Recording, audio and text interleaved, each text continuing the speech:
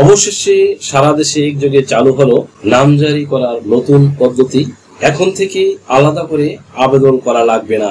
বলা হচ্ছে যখন কোনো একজন ব্যক্তি ভূমি এক থেকে অন্য হাতে হস্তান্তর করে দিবেন, তখন যে ব্যক্তি সম্পত্তির গ্রহীতা তিনি যখন দলিল রেজিস্ট্রেশন করতে যাবেন, তখন সেখান থেকে দলিলটি রেজিস্ট্রেশন করার আগে একটি কপি ভূমি অফিসে পাঠানো হবে এবং সেখানে জাস্টিফাই করে বলা হবে যে ব্যক্তি সম্পত্তির দাতা বা দাত্রী সেই ব্যক্তির নামে নামজারি খতিয়ান রয়েছে কিনা। যদি তারা সেখানে এই ব্যক্তির নামে নামজারি খতিয়ান এর কাগজ পেয়ে থাকে, তাহলে সেখান থেকে একটি নো অবজেকশন রিপোর্ট বা ক্লিয়ারেন্স আবার সাব রেজিস্ট্রি অফিসে পাঠাতে হবে। তবে রেজিস্ট্রি অফিস যখন এই নো অবজেকশন রিপোর্ট পাবে, অর্থাৎ দলিল রেজিস্ট্রেশন সংক্রান্ত কোনো বাধা নেই, এই মর্মে যখন তারা একটি নোটিশ পাবে, তখন দলিলটি রেজিস্ট্রেশন করে দেবেন এবং সঙ্গে সঙ্গে ওই রেজিস্ট্রেশন প্রক্রিয়া সম্পন্ন হওয়ার পরে একটি মাত্র আবেদনের পরিপ্রেক্ষিতেই, অর্থাৎ ভূমি মালিকদেরকে আর আলাদা করে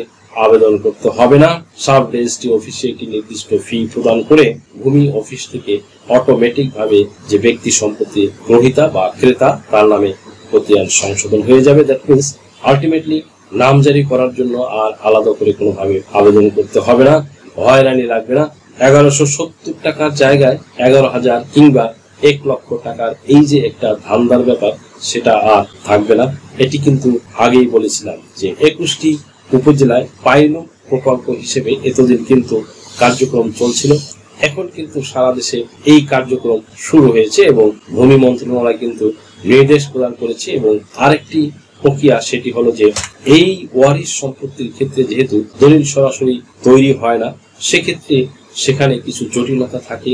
যে ওয়ারিশটা যদি একাধিক হয়ে থাকে একসঙ্গে, তাহলে তাদের ভাগ বন্টন সংক্রান্ত বিষয় থাকে। তো তারা তাদের ওয়ারিশান সম্পত্তিগুলোকে কোন কোন অংশে ভোগ দখল করবে এটি আগে ঠিক করতে হবে। তাছাড়া শুধু শুধু অটোমেশন প্রক্রিয়ার মাধ্যমে সকলের নামে নামজারি করে দেওয়ার সুযোগ থাকবে না। এই যে বিষয়টা, তাহলে আগে ভাগ বন্টন করবে এবং ভাগ বন্টন করার পরে তারা সেই দলিলটা যখন রেজিস্ট্রেশন করতে যাবেন, তখন সেখান থেকে অটোমেশন প্রক্রিয়ার মাধ্যমে তাদের নামেও নামজারি সম্পন্ন করে দেওয়া হবে। ভিউয়ার্স, যে প্রক্রিয়ার কথা একটু আগেই আপনাদেরকে বললাম, এখন এই প্রক্রিয়ার বাহিরে যদি কোনোভাবে কোনো ভূমি মালিক চায়, সে ফর এক্সাম্পল ধরুন আমাদের দেশে যে পদ্ধতি, এই পদ্ধতিতে হয় কি আমরা আমাদের সম্পত্তিগুলো ঠিক মতো ভাগ বন্টন করতে পারি না। এটাই হচ্ছে কিন্তু বাংলাদেশের প্রেক্ষাপটে একটি বড় সমস্যা।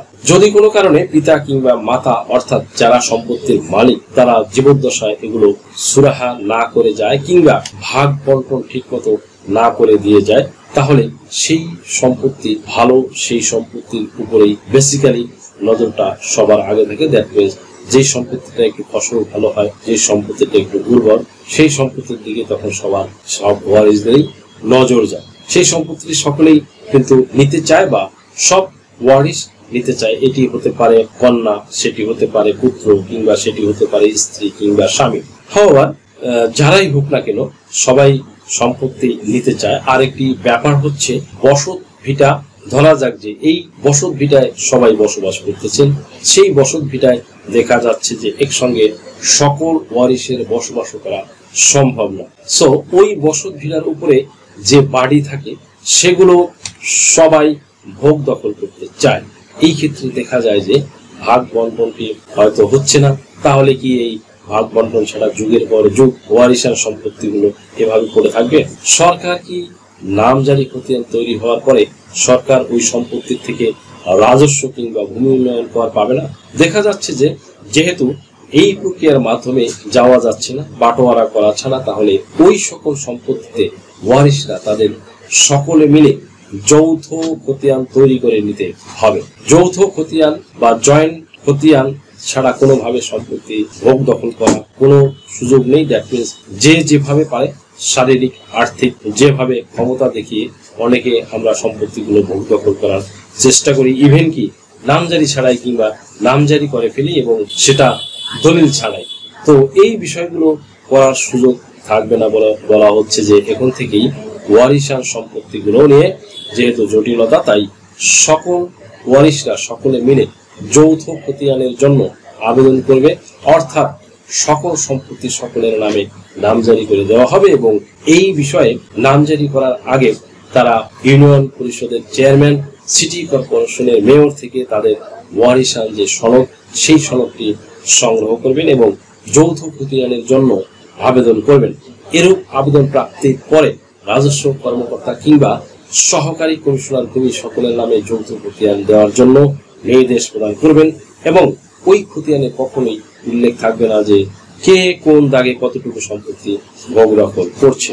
এটাই শুধু উল্লেখ থাকবে যে ওয়ারিশান হিসেবে কে কতটুকু সম্পত্তি প্রাপ্ত হবেন এবং এরূপ যখন খতিয়ান তৈরি করে দেওয়া হবে তারপর তারা সকল সম্পত্তি ভোগ দখল করতে পারবে। অর্থাৎ এই যে ভূমি মন্ত্রণালয় থেকে যে প্রকল্পটি হাতে নেওয়া হয়েছে সেটি কিন্তু এখন বাস্তবে রূপান্তরিত হয়েছে।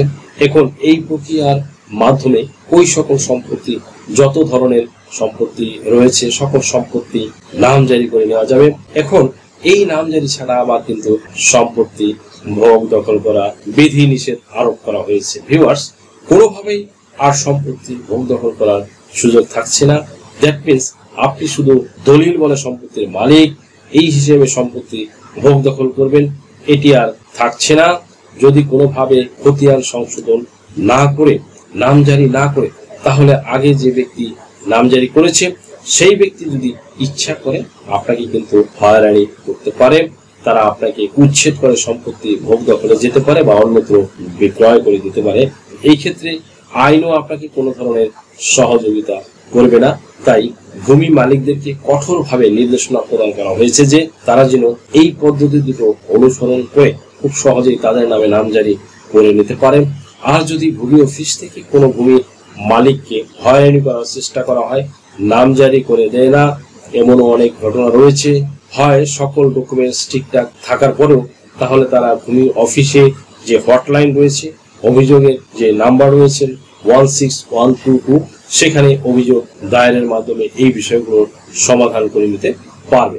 ভিউয়ার্স, আর যে বিষয়গুলো বারবার বলা হচ্ছে যে কতদিন সময় লাগবে, এই ক্ষেত্রে ভূমি অফিসকে নির্দিষ্ট করে কোনো কিছু বলা হয় নাই। তবে খুব সহজে দ্রুত যেন নামজারি কার্য সম্পন্ন করে নেওয়া হয় সেই বিষয়ে সুস্পষ্ট নির্দেশনা প্রদান করা হয়েছে। শুধু অযথা ভূমি মালিকদেরকে হয়রানি না করে, তাদের আবেদন প্রক্রিয়া বাতিল না করে, তাদের যদি কোনো ডকুমেন্টস ঘাটতি থাকে, কোনো কারণে কোনো ডকুমেন্টস এর অভাব থাকে, কোনো ডকুমেন্টস অসম্পূর্ণ থাকে, তাহলে ভূমি মালিককে জানাতে হবে।